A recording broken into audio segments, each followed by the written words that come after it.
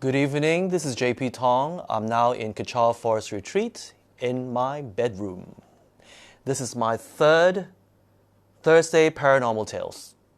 Okay, so we will wait a few seconds for the rest of the people to tune in. And then I will start talking about, I'll continue from where I left off last Thursday, and I will talk about my experiences as an energy healer.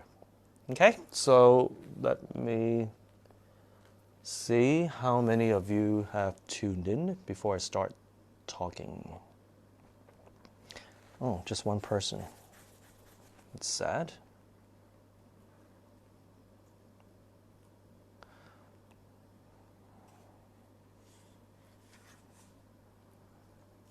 Hi, King Hoi.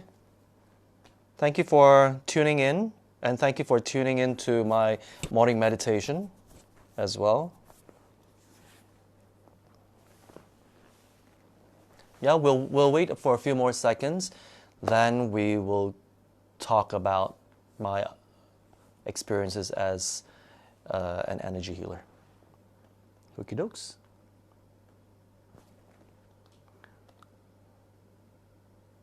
Hi Yinping, hello, thank you very much for tuning in.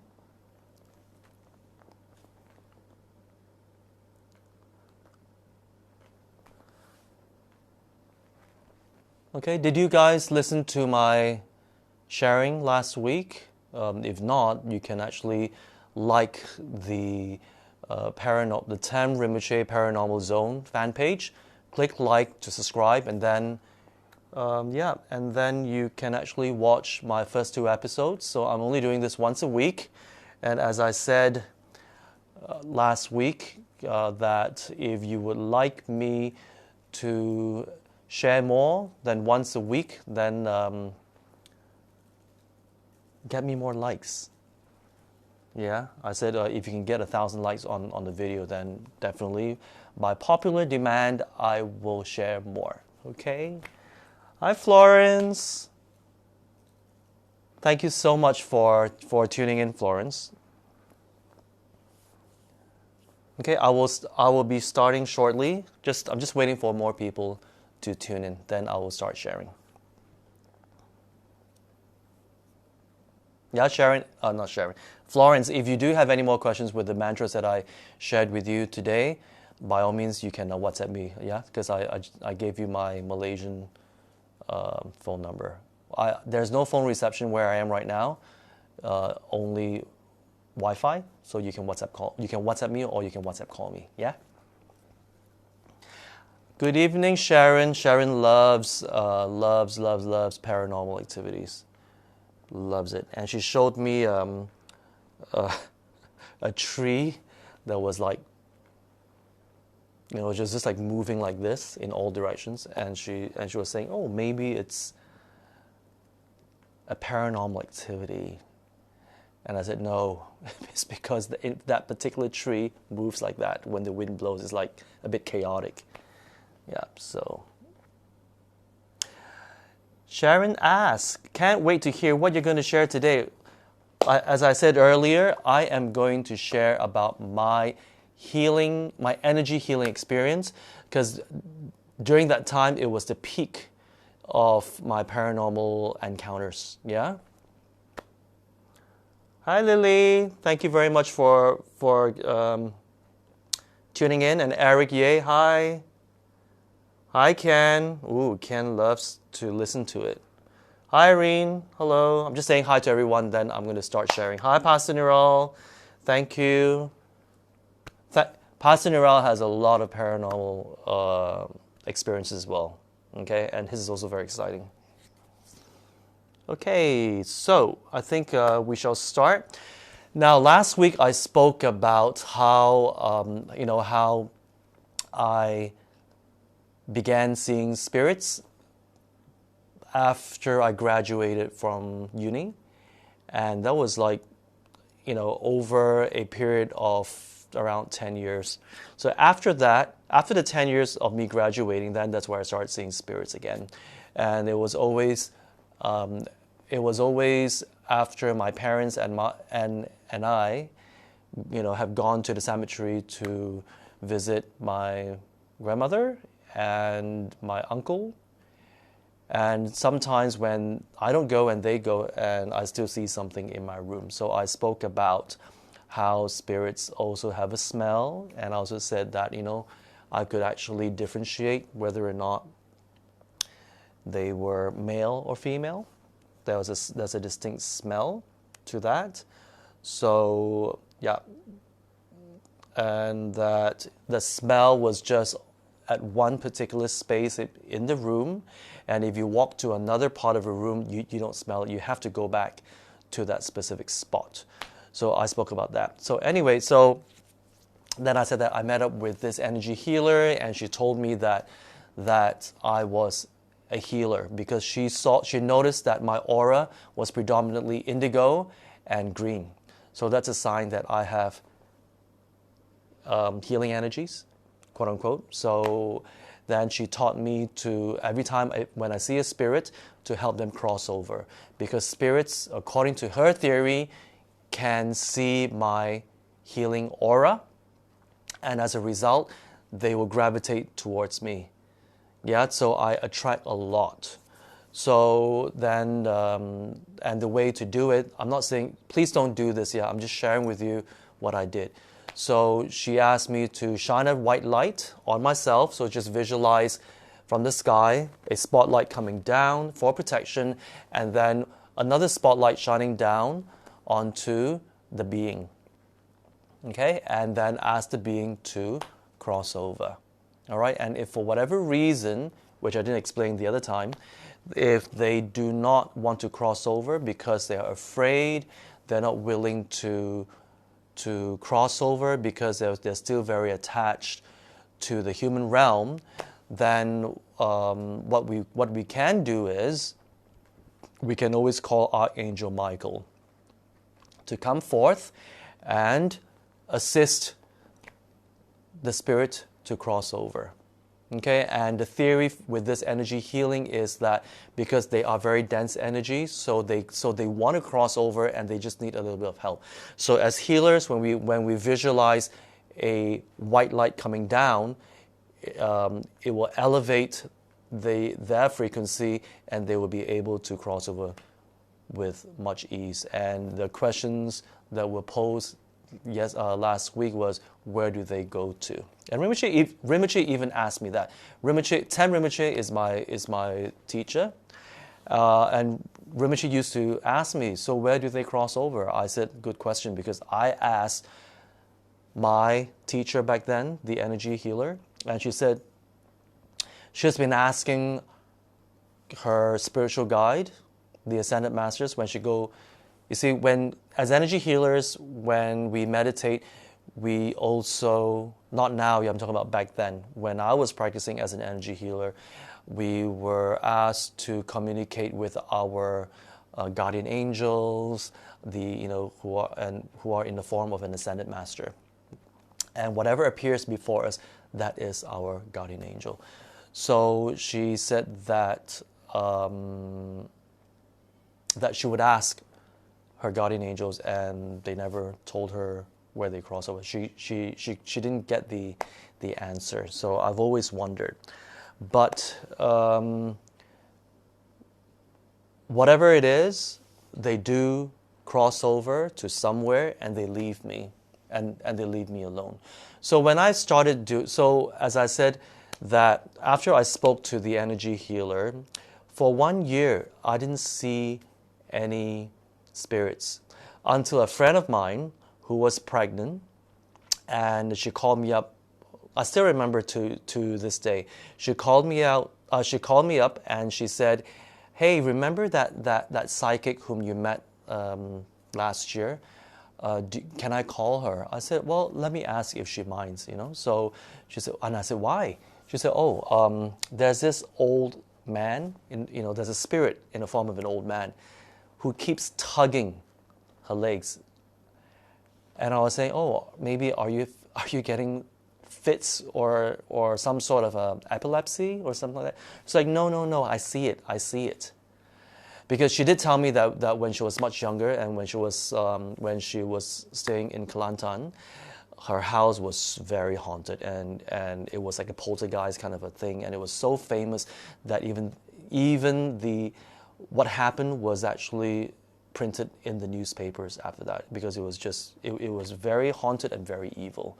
Okay, so that's her experience, so I will not talk about that.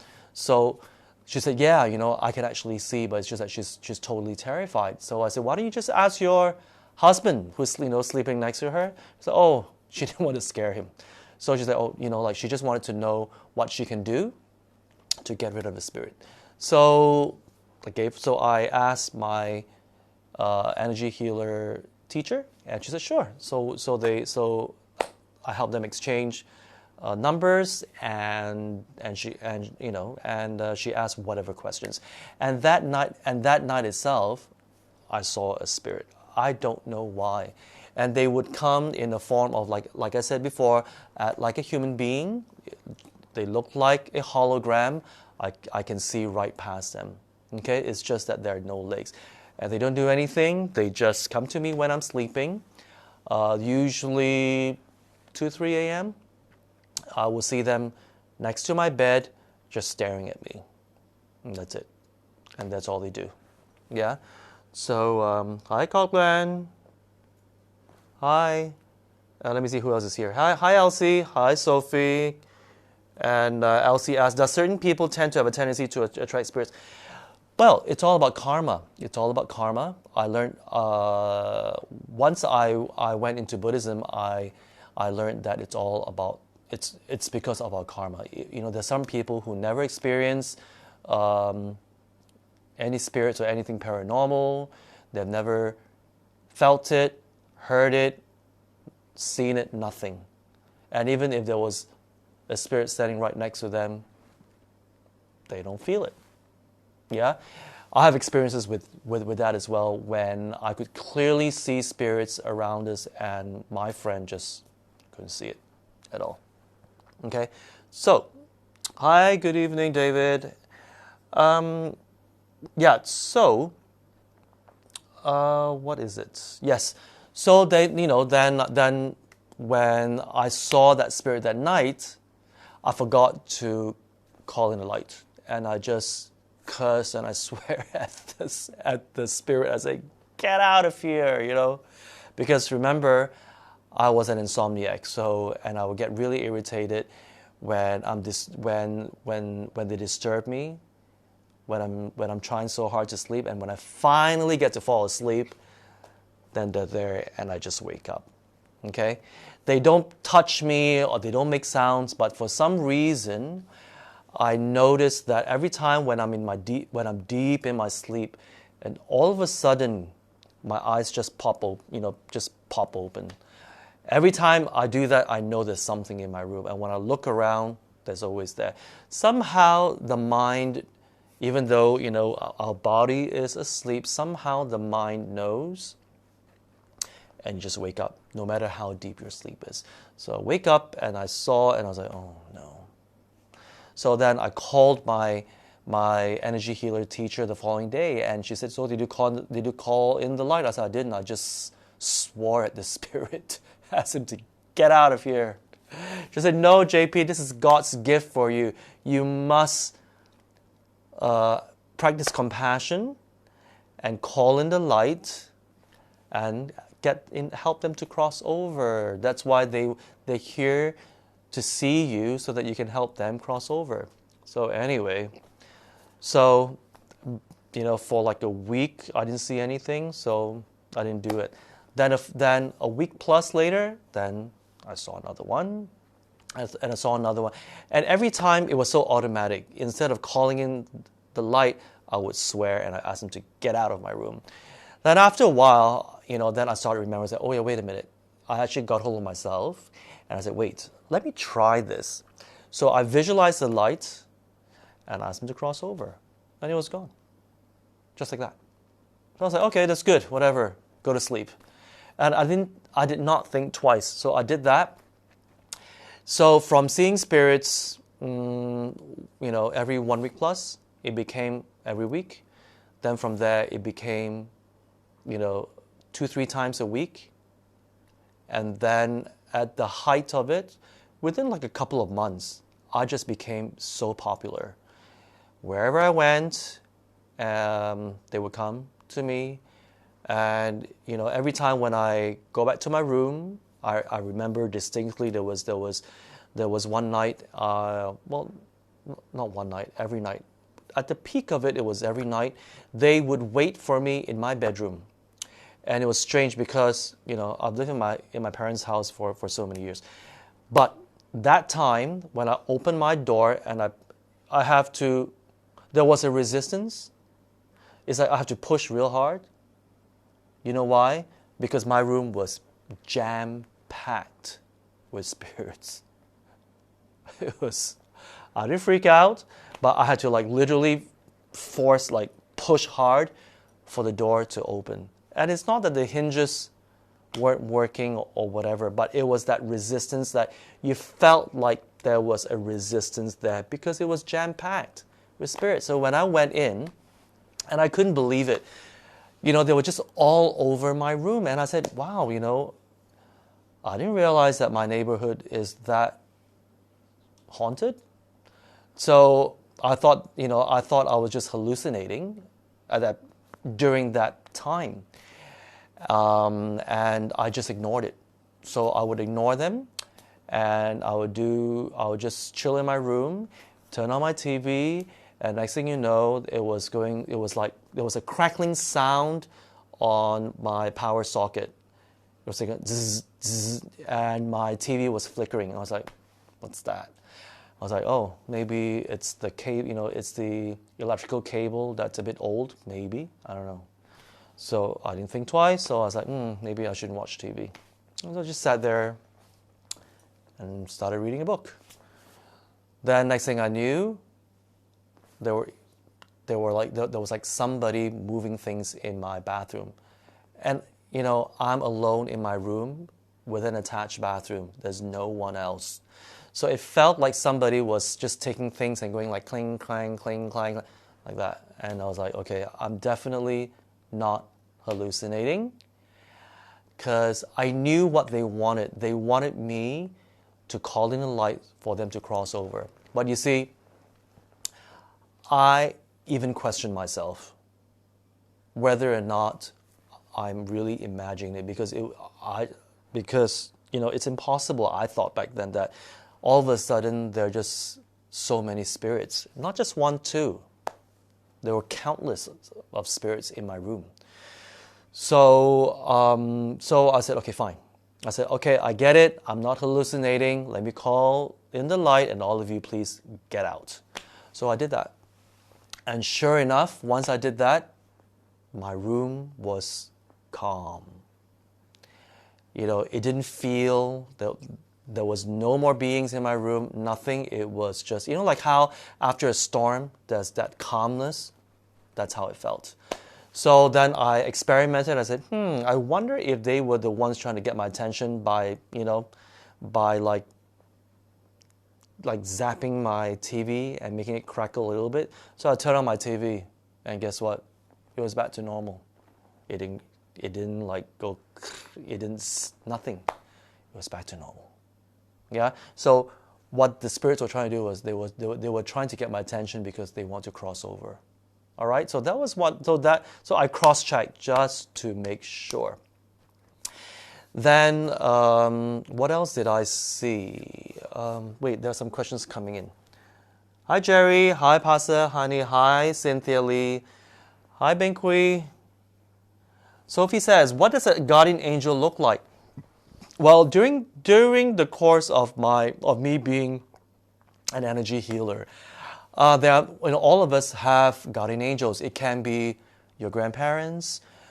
We can have animal spirits. Yeah, as a guardian angel. Apparently, I have an American Indian guardian spirit, and it looked like an eagle. I can't see it, but I was told. And my friend, who was pregnant, which I told you the last time, when we were eating in a cafe and she could see two spirits waiting for us outside, she said that she saw like a being in the form, from a torso up, it was an eagle, and a torso down, it was just a person, and it was just right behind me. She saw it. I didn't say anything. She said she saw it, and it matched what my energy healer teacher told me. So is that a coincidence? I don't know, but I was like, okay, I'm not surprised because it's exactly what my energy healer teacher told me. Yeah. So yeah, it can be guardian angels can come in all forms. So we even have ancestors who would, I was told, who are spirits, and they come back and they kind of protect us. Yeah. So that's that. And what was interesting was during the Hai Rinpoche Tashidele, during the course of, I saw so many types of spirits that I never knew existed. There was once as I was sleeping, then during that time, during the height of it, my senses were really acute. For some reason, I could feel them a mile away. For some reason, not now. Unless they're really close, then I can feel, but not now. Back then, I could feel them like a mile away, like coming towards my house. And I remember this one particular one. It came to my house, and I could sense them crossing my house gate. And immediately as they crossed the gate, the dogs were like wailing away, wailing, crying. Okay. Then after that, they entered through my window. Yeah, so this is my bed, and my window is just right, just straight in front of me. And I saw them coming in. And as they came in, there was a group of them coming in. And then all of a sudden, I saw a black shadow on my ceiling. You see, in my bedroom, in my parents' house, there's a drop. You see, this is the window, this is the ceiling, and then there is like a double volume. It goes up like that. So this dark silhouette, it was like a shadow, it was on the ceiling. And I was like, interesting. I've never seen this shadow before. Because I noticed there is a tree like 50 feet away from my house, but I've never seen a shadow casted on my ceiling. Then I saw it moving. I was like, okay. So it was moving, and there were other spirits standing there just waiting for me to call on the light. And it was moving. And what was interesting was this shadow, okay, moving towards me. And because I had a double volume ceiling, so the ceiling goes up like that. Okay, it goes up. And this shadow went up. Okay, it's impossible for any shadows to go up this way because my window is here. So I saw it crawling. It was like Spider-Man. Can you imagine? Spider-Man climbing up. And I was just so fascinated. I just stayed in bed just watching it. And just watching and watching and watching. But it was coming like towards me. I was like, I think I better call on the light before he does anything because I didn't feel comfortable for it to come too near me. So what I did was I call in the white light.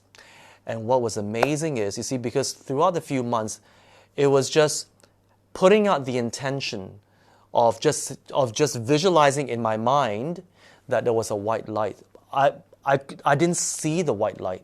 I just visualized it in my mind, and they would go. But this time round, it was just like in the movies. I tell you, it was like the highlight of my night.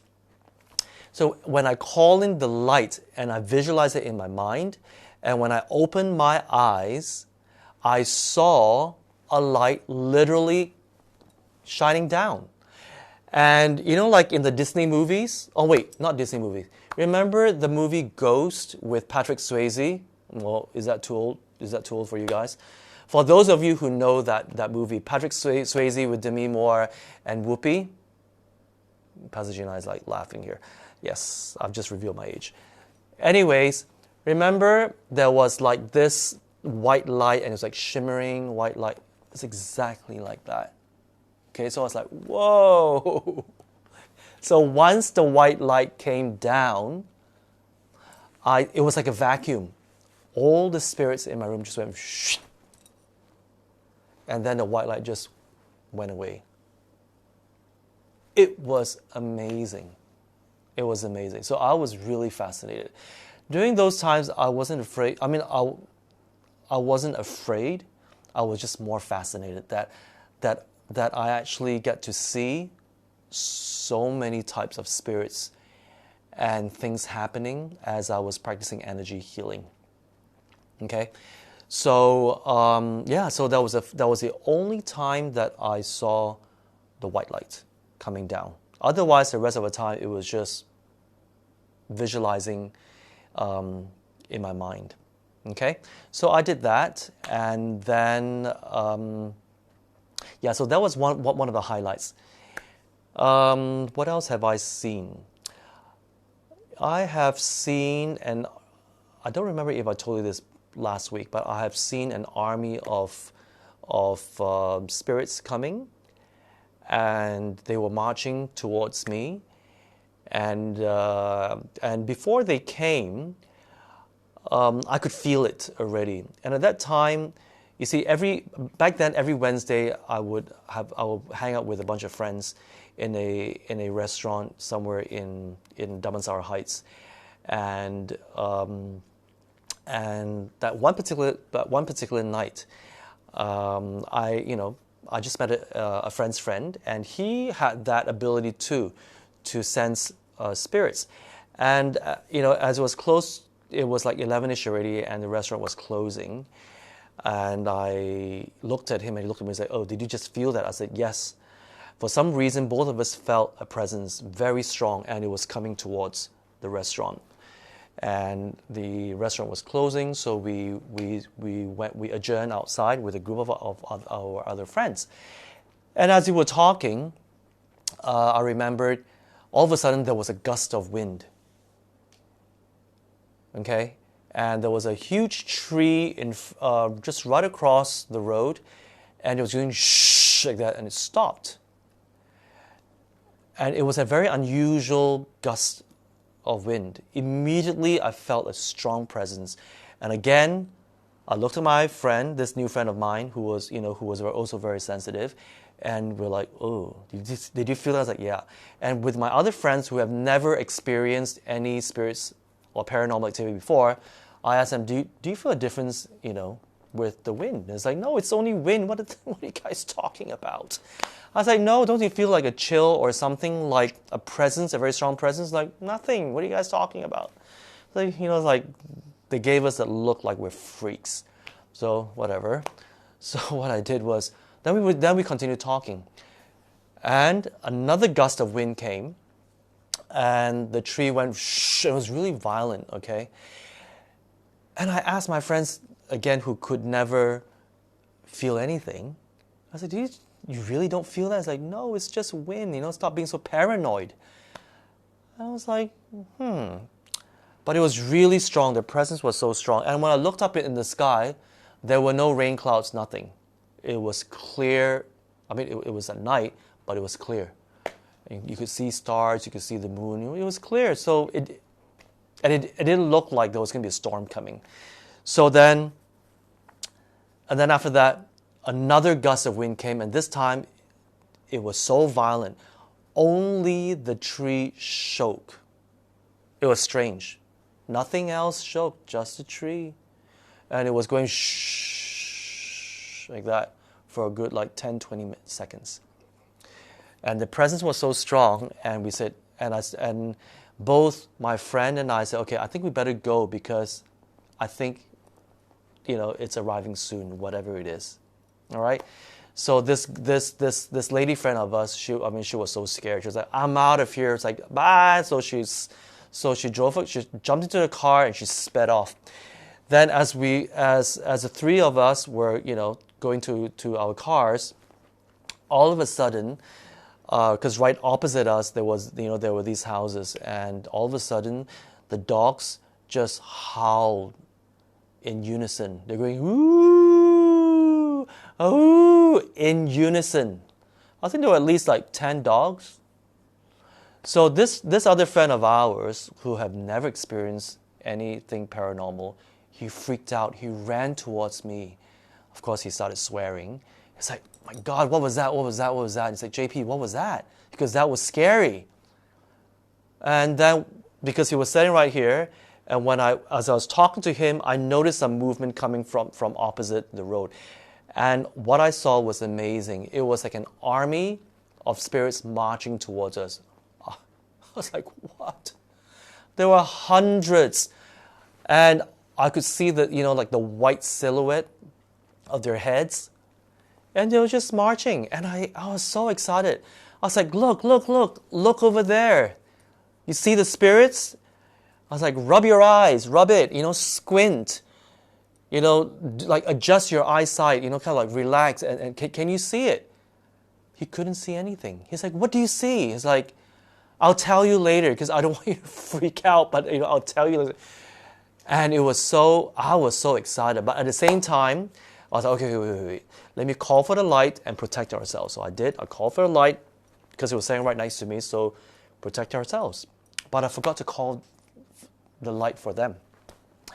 So because I was just so excited. And the next thing I knew, they were marching like towards us, and then they went around us. And as they went around us, my friend said immediately, hey, I'm feeling goose pimples. What's happening? I said, shut up, I'll tell you later. And it was very strange because when they were surrounding us and just walking past us, I couldn't even take a deep breath.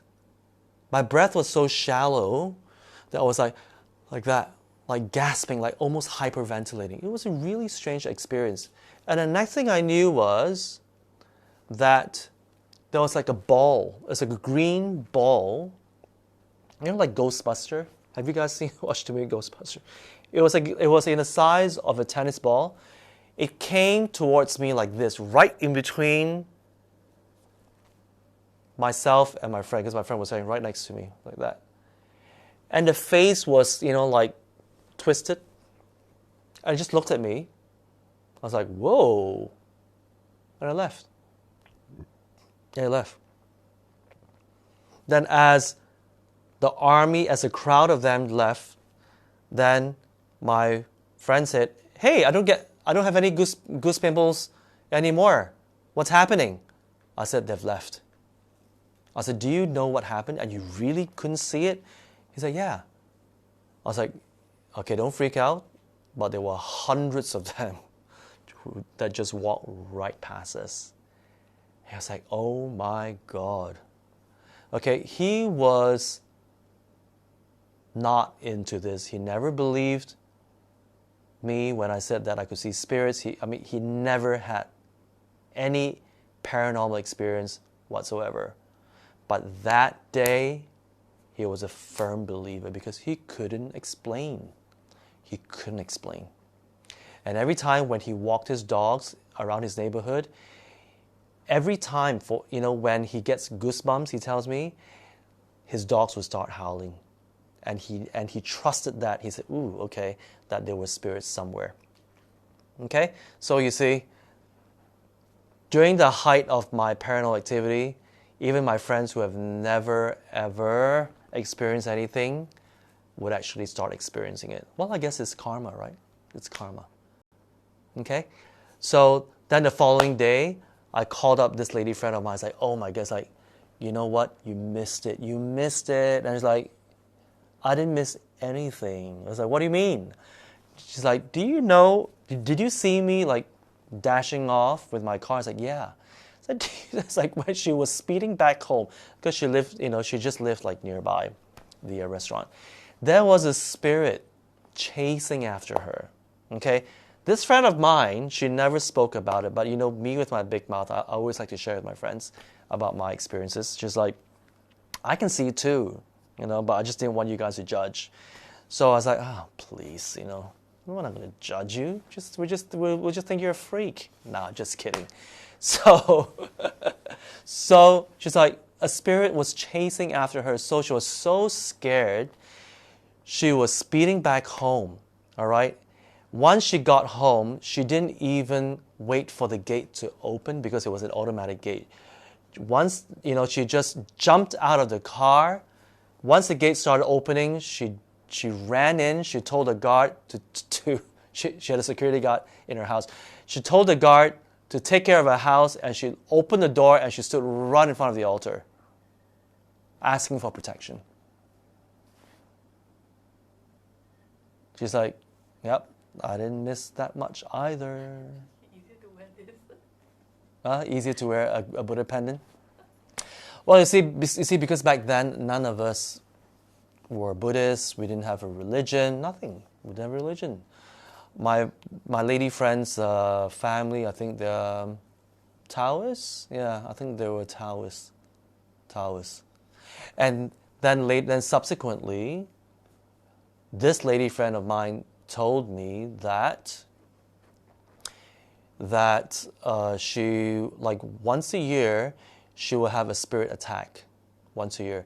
And this spirit, just like the previous talk that I spoke about, was a horny spirit. Okay?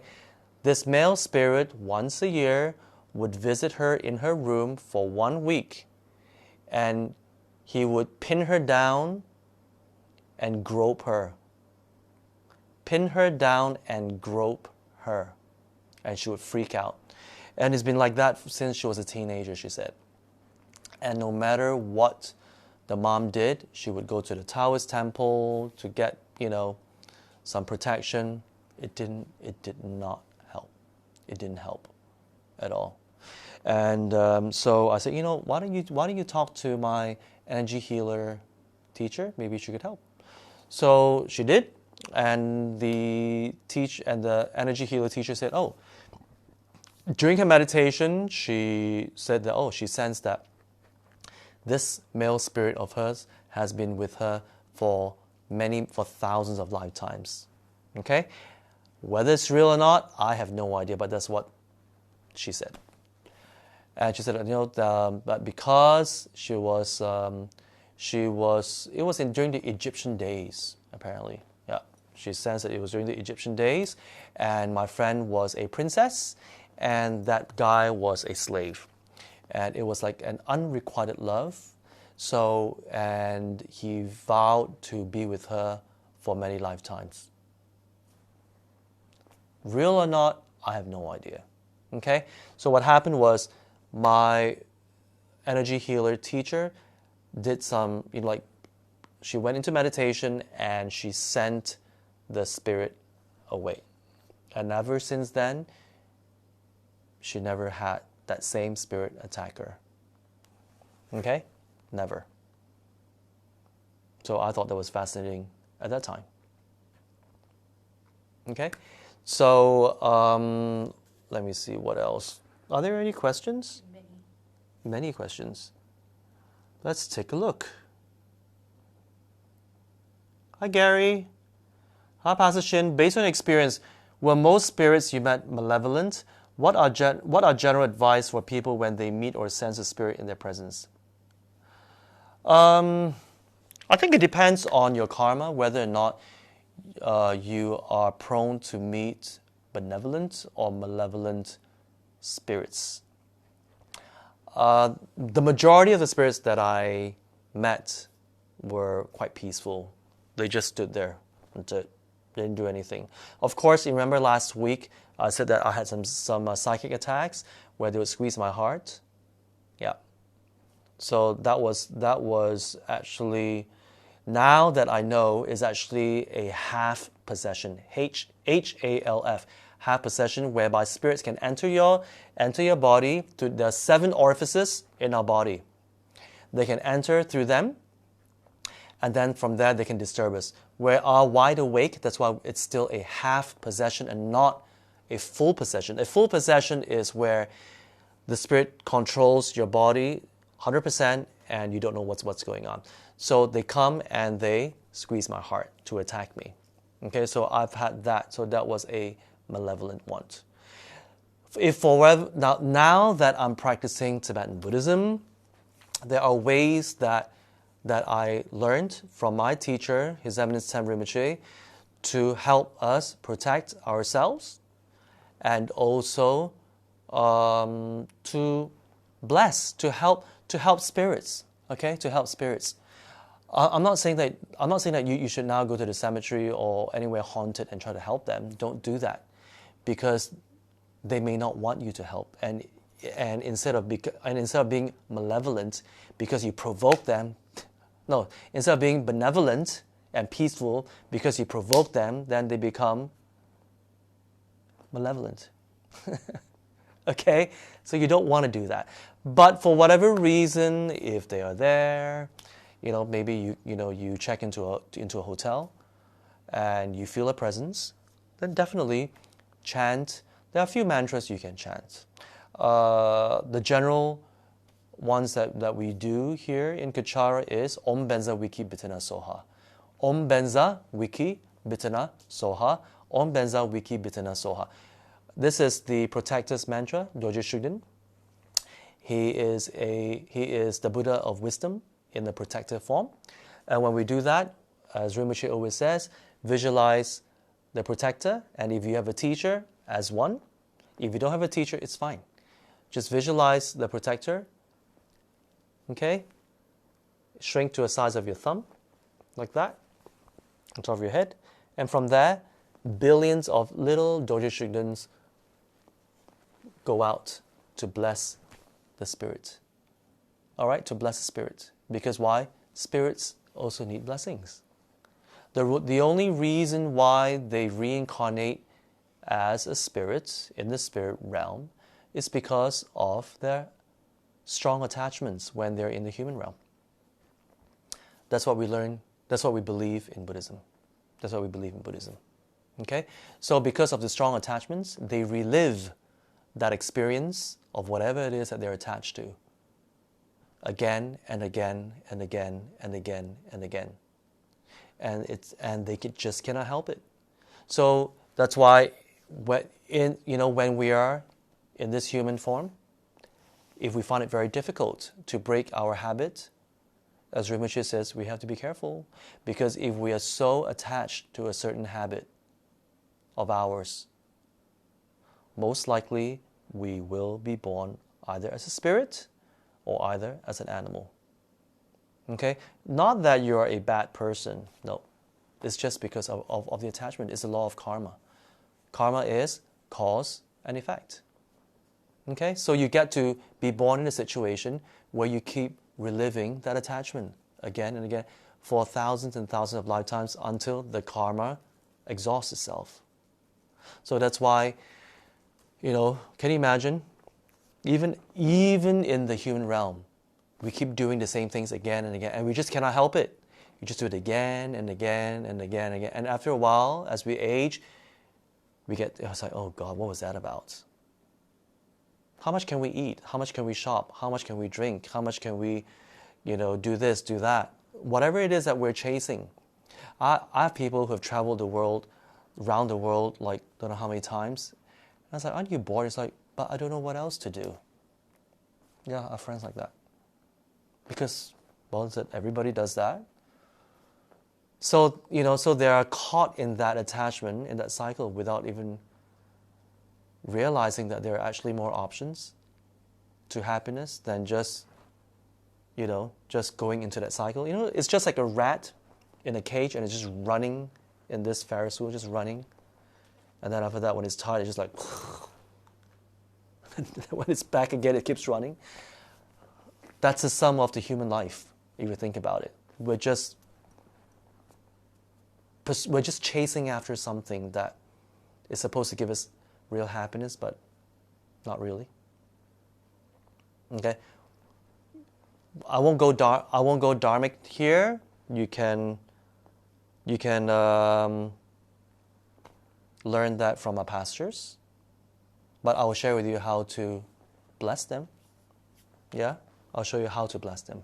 So yeah, Om Benza Wiki Bitana So is very, very good to bless them, because as soon as they hear it, spirits will hear mantras in a form of compassion.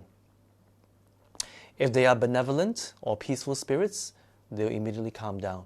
If they are malevolent spirits, that means spirits that are here to harm us, because That's their habit. Their habit is to inflict suffering onto others. So they will come and disturb us. When you chant and when you visualize Doji Shuden in billions of teeny weeny Doji Shudens, okay? Just like gold, like energy forms. Nothing solid, not solid, but like a hologram. Golden color, billions of it just going out, blessing them. They will repel and they will leave you. They will. All right? Another one is white umbrella, Dukar. You see this poster here? That's Dukar, white umbrella.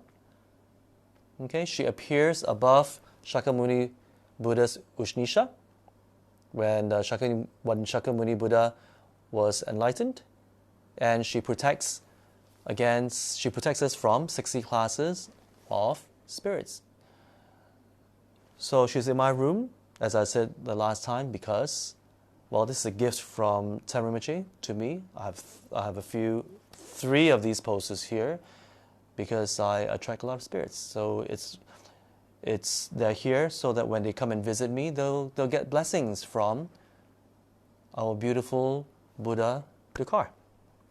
And her mantra is, which I shared with you guys last week, Om Sita Tapatre Hompet. Om Sita Tapatre Hompet. Om Sita Tapatre Hompet. Again, you visualize her on top of your head, and then billions of her going out to bless the spirit. Okay? And if they are really, really malevolent, like that green monster-looking spirit that attacked me in Los Angeles, in our Los Angeles La Drang, the one that pinned me down, remember? Then I did the wrathful version of Doji Shugden, Trakse, Om Benza Wiki Bitana Rakya Hong. Om Benza Wiki Bitana Rakya Hong. Om Benza Wiki Bitana Rakya Hong. At that time, I didn't visualize, I just blew. After I recited the mantra, I just blew the energy onto the spirit. And immediately I saw the spirit just go pow, it just repelled and it left. Okay, Pastor Shin, I hope that helps. There's a question from Elsie. Elsie, okay. Hi JP, where do they go when they enter the light? Exactly, I have no idea. I've been asking my energy healer teacher. She says she has no idea, but they just leave. Hi Polly, hi Chung. You sing, was it an army of Japanese soldiers? I couldn't tell, because I was told that Damansara Heights is very haunted because there were a lot of people, there was a Japanese station there and many people were killed. Many. I couldn't see the faces, but I could see silhouettes of their heads. And there were hundreds of them just marching towards us. It's way past midnight. Oh, Florence says, it's way past midnight here. I'm getting spooked. I'll continue watching this in the morning. You take care and stay healthy. No worries, Florence. Yeah. She checked in all the way from, was it Melbourne? Or Sydney? I forgot. Down under. Yep.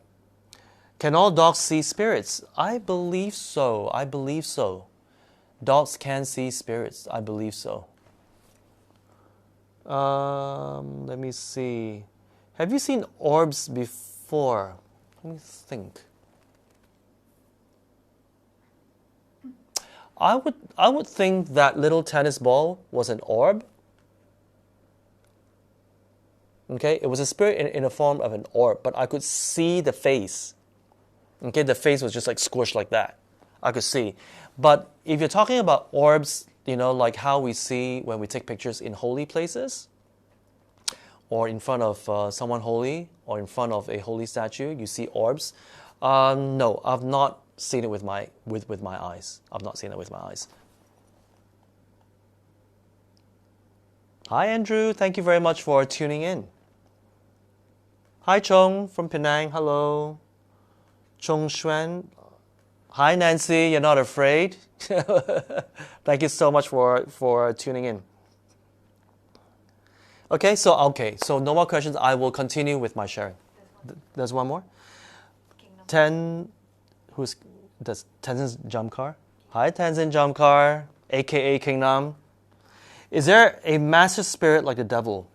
Master spirit, not that I know of, not that I know of. A master spirit, nope. In terms of well, I had an experience when it was actually a land deity, a land deity. It was because, remember many years ago when I first built Tam Ladrang in KL, and we just finished building, and I brought a few of my team to test out the house. So each one of us stayed in a room in the Ladrang. A Ladrang is a Lama's official residence and office. Okay, so I stayed in Rinpoche's bedroom to test it out. I turned on all the lights, I tested the bathroom, I tested the air conditioning, all that, and the rest of the team took a room each. So I remember that night when I moved in again. I was trying to sleep because I just had a mattress on the floor and I slept there, and I was trying to sleep, and all of a sudden I felt a huge presence. Okay, this is not a normal spirit where you feel. Remember what I said? Like when you're doing something, when you're doing work sometimes, and if somebody stands behind you, you feel someone's behind you. Yeah. So usually spirits, if there's one spirit, you will feel that one presence. But this was one huge presence, huge. And I was like, that's strange. So I was sleeping like this. So when I turned around, I went like that, because I could see like almost like, when you're boiling water and when the heat comes up and there's like this, what do you call it? That thingy? Steam? It's not a steam. It's like a wavy illusion. A mirage? Correct. Like a mirage. Okay, it was like that. But it was at least 10 to 12 feet high. Huge.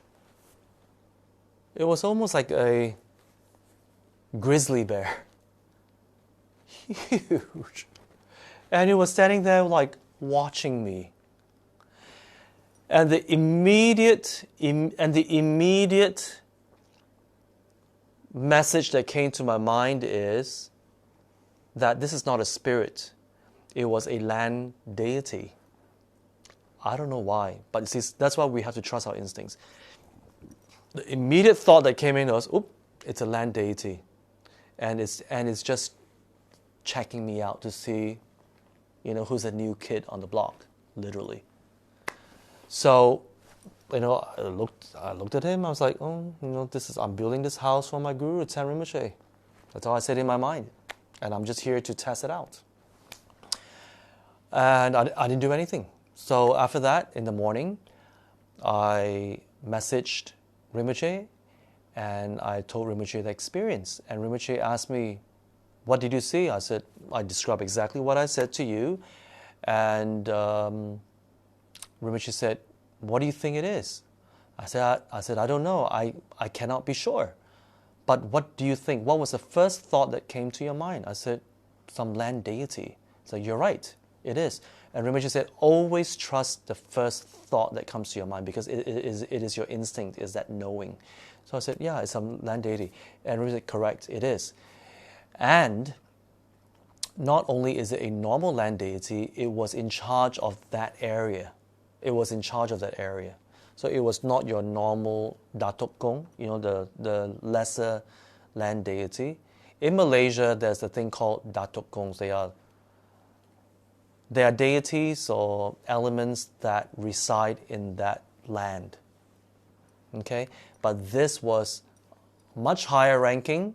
It was actually in charge of that whole territory, that whole area that we live. And I said, no wonder it felt different. It felt different. Yeah? So in terms of being a master, I think, that was the master of that territory.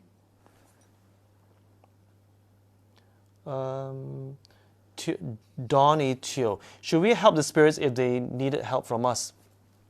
No, don't do that. Do not help spirits. Do not communicate with spirits. Now, based on my experience, because as an energy healer, we are told to help. Okay? But you see, that got me in trouble. I will tell you what happened. As Rinpoche explained, backtrack. When I started energy healing, I've not met Rinpoche yet. Okay?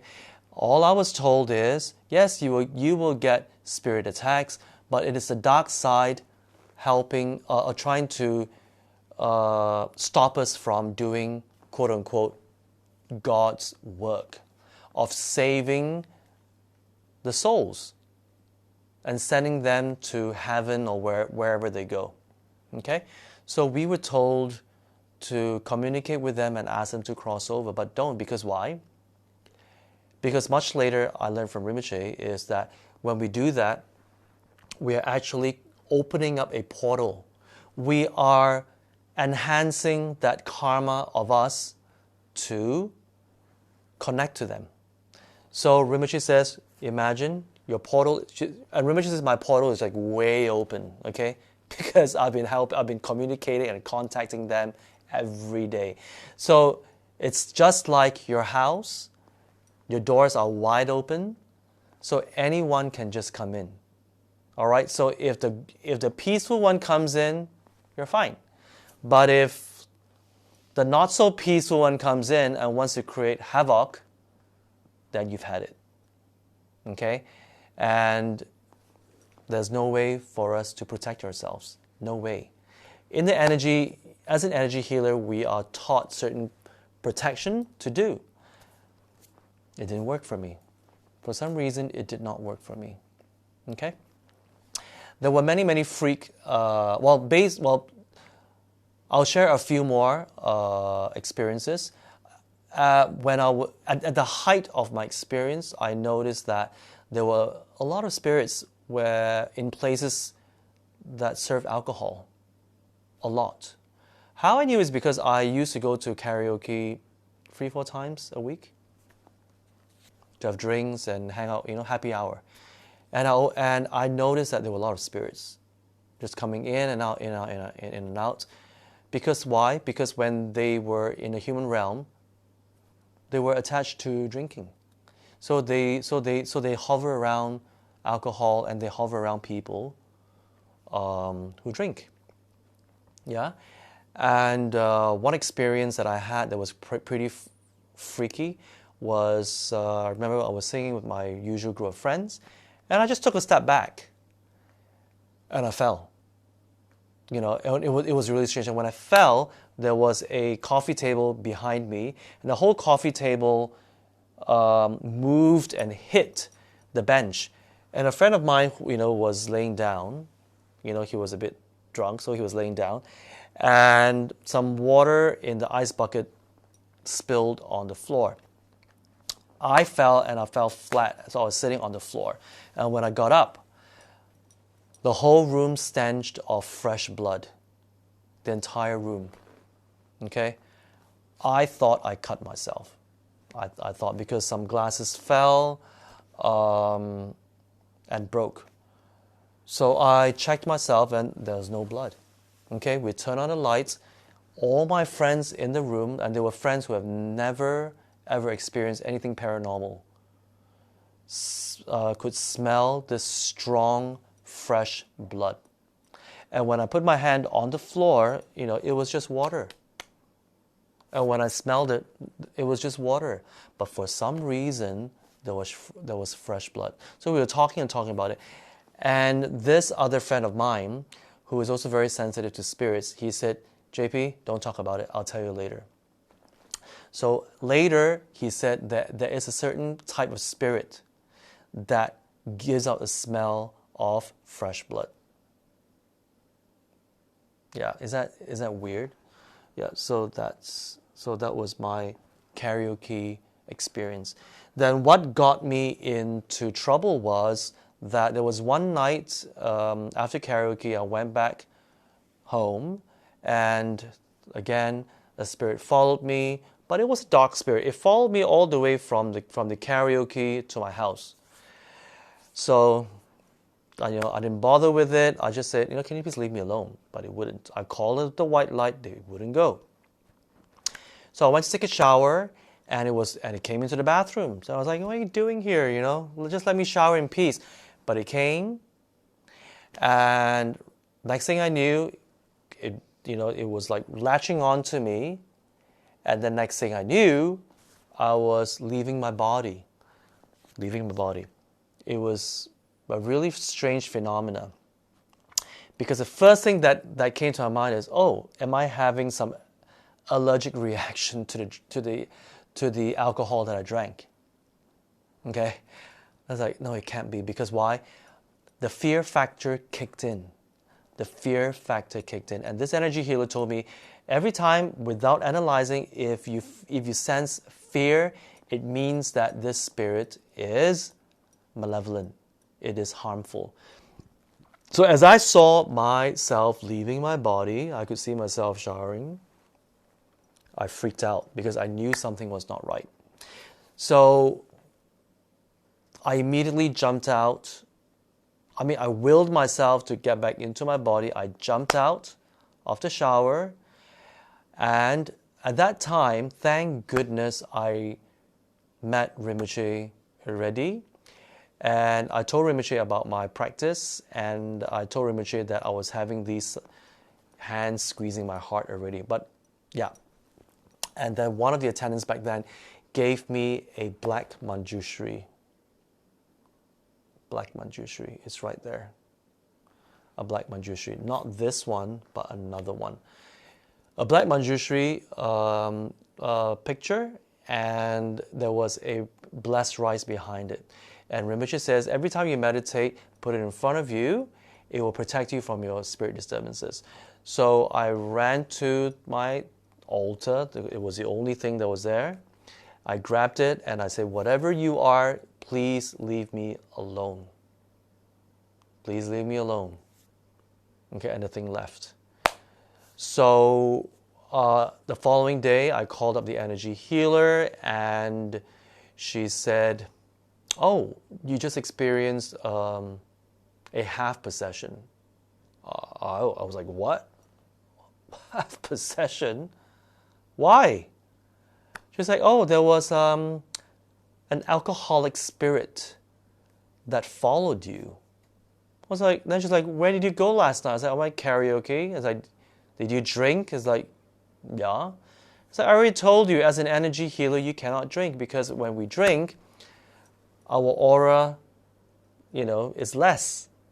Because our aura is usually like this. So when you drink, it becomes very thin. So there's no protection.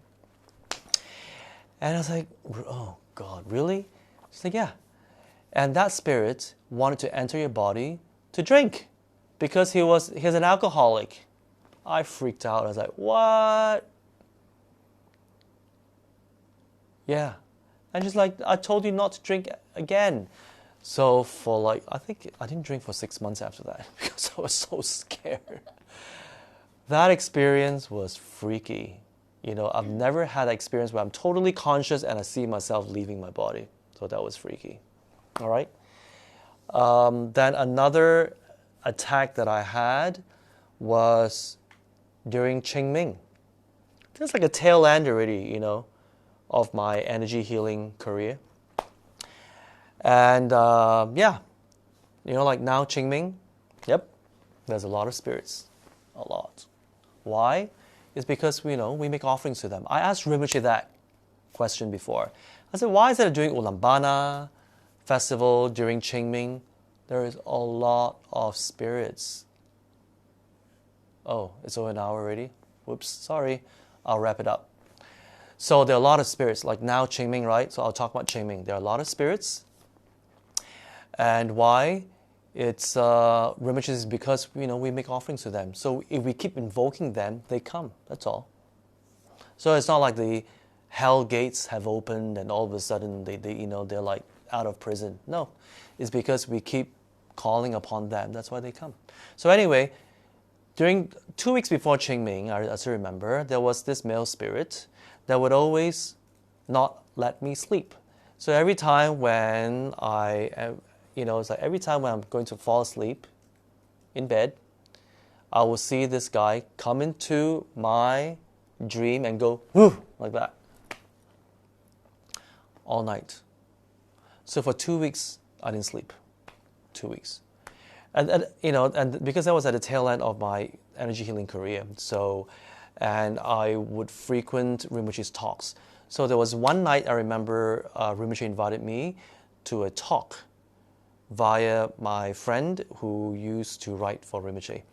And Rinpoche was giving a talk to all the writers. So I went, and it was like past midnight, and I was like falling asleep.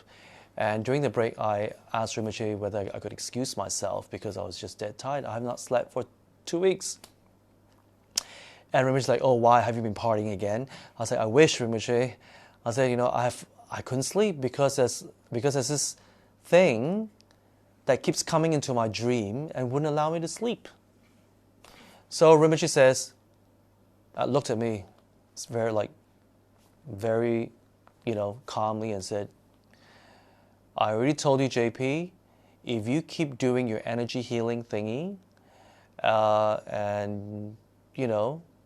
I know it's a good motivation, but it's very dangerous. What you experience is a half possession. So Rinpoche gave a long talk about half possession, about how spirits can come in to the 7 orifices here, okay, the mouth and the secret organ. And so what I had was a half possession, and Rinpoche said, if I don't listen to Rinpoche and stop what I'm doing, it will eventually become a full possession. That's where I will lose my consciousness, and that's where the spirit will take full control. So I said, ooh, I don't want that. So Rinpoche asked, do you want to sleep? I said, oh yes, I do want to sleep. I've not slept for 2 weeks.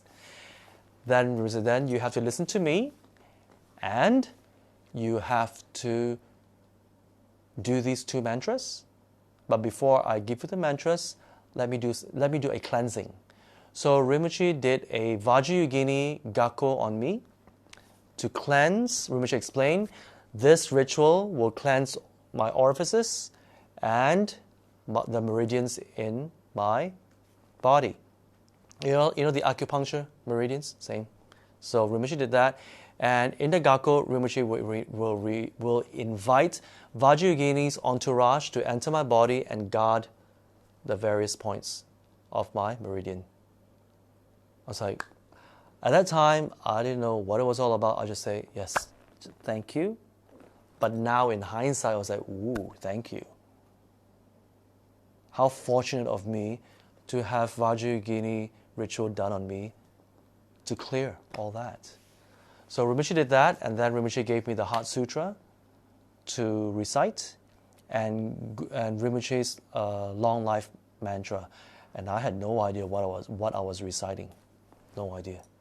So I did that too, and from that night onwards, I stopped my energy healing, and there was no disturbances at all, and I slept like a baby since that night.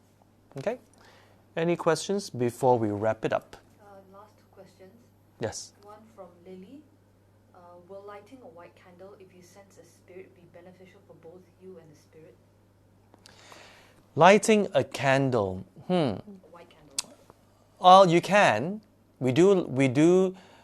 Well, as Buddhists, we do light candles to generate the merits for the deceased. So in this case, for the spirit. And we do a prayer to dedicate the merits to the spirit, so that the spirit will not stay in that form, for a longer period of time. So, what's the question? Will lighting a white candle, if you sense a spirit, Help? It's, beneficial for you and the spirit. it will be beneficial in the sense it won't chase them away, but it will be beneficial in the sense that you are actually dedicating the prayers in the form of the candle to the spirit. You see, in Buddhism, we believe that spirits are stuck in the spirit realm for thousands and thousands of lifetimes, human lifetimes, thousands. So every time when we dedicate merits to them, it lessens the duration in that form. So it does help them, so it helps them in that sense, yeah. So for us, does it help us? Yeah, it helps us collect merits as well, but it won't help us in terms of chasing them away. No, it does not. The candles be lit in relation to the Buddha, not just lit. Sorry? The candles be lit in relation to That's right. Well, you see, Lily is Catholic, so you can light the candle to perhaps Mother Mary, to Jesus Christ, light it to them, but dedicate the prayer to the spirit. Okay, but you don't light the candle and go, here, this is for you. You don't do that. But you offer it to Jesus Christ, to Mother Mary, and do your Catholic prayers. Yes, you can do that. Okay? There's a question from Chan Waiki. Chan Waiki. Hi, Chan Waiki. Where is it? Let me see. If I sense pressure or tension at the ear, Yes. is that the signal that spirit is near? What should I do when I feel that presence? If I sense pressure or tension at the ear, is that a signal that spirit is near? What should I do when I feel that presence? Not necessarily, Chan Waiki. It's not necessary. Usually when there is a spirit, before this, there's a specific spirit that presses on you. It's like, like the scientists say it's like sleep paralysis, but it's not. Because why? Right before that, you hear a bzzz like that. I have never experienced any tension or whatever on my ear before. I usually sense them already. There's like a pressure here. Some people feel tingling at the back. Some, the third eye starts buzzing. So different people, and some get goosebumps. I've never heard of tension on the ears though. Hi Rudy, how are you? Yeah, so no. But whatever it is, if you do feel like there's a presence, just do your prayer. Whatever prayer. Whatever, if you have a religious practice, do that. And ask for blessings. Bless the spirit. We're not here to repel them, we're here to bless them because they are suffering. Yeah? Chung says, oh my Buddha, Thong and I visited the house right across TDI when it was for sale. We asked Thong's brother up north who knows a sifu who can teleport himself to a house and see if there was any spirits living there. He told us there was a land deity occupying the back corner of the garden of the house. It was apparently not dangerous, but we would have to make offerings regularly. There you go. Chung is a neighbor, or was a neighbor of our Ladrang there. Yep, that's this. I think that's the same one that you're referring to. Hi, Christina. Hi, Martin. Don't worry, Christina. You can always, once we're done, you can watch their recording, yeah? And Kenny Cat, what happened if a spirit is our past relative or friends? Are they harmful? Well, it depends. It depends what they want. There's no hard and fast rule. If a relative or your friend was not a very nice person and always like to inflict suffering on others, sure enough, when they come back as a spirit, they will continue their habit of inflicting suffering and harm to others. Okay? So you get born as a spirit and you just continue what you're attached to, which is what I said earlier. Okay? So if they were nice to you when they were in the human realm, then I don't see why they would come back as a spirit to harm you. Maybe as a spirit they will come and visit you because they miss you. Yeah, that's usually the case based on my experience and what I have heard. They'll usually come to visit you. So the more so, we should actually do our prayers and dedicate to them and bless them and ask them to quickly reincarnate into the human realm. Not just in the human realm, but to be near.